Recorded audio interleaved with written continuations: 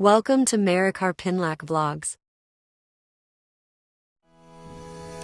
Good morning guys! Ayan, ngayon gagawa ako ng chia pudding for my breakfast. Ayan, 2 tablespoon lang nilagay ko guys kasi dumadami.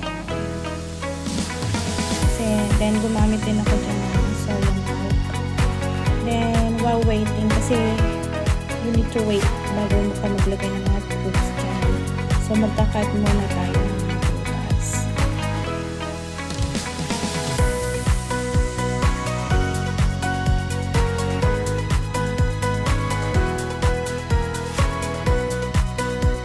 Ayan, dalawang prutas lang guys ang ginamit ko dyan.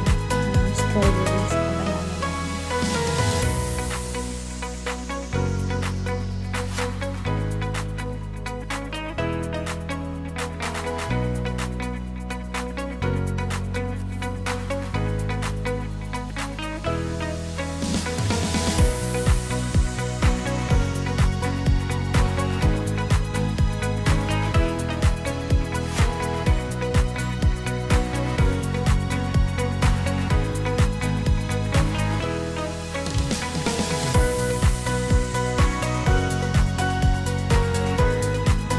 Ayan, diba? Dumami guys. Yung tablespoon lang ng ating chia, dumami siya.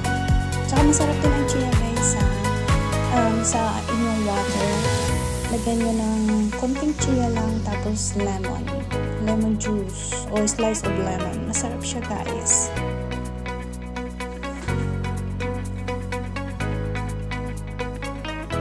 Then after that, maglalagay ako ng muesli o kaya granola. Pwede kayo lahat dyan. Ayan guys, may mixed fruits na rin yan. So, hindi na rin ako naglagay ng agave. Kasi, sometimes naglalagay pa ako ng agave kasi minsan hindi matamis. Ay, yung kulang sa tamis pa.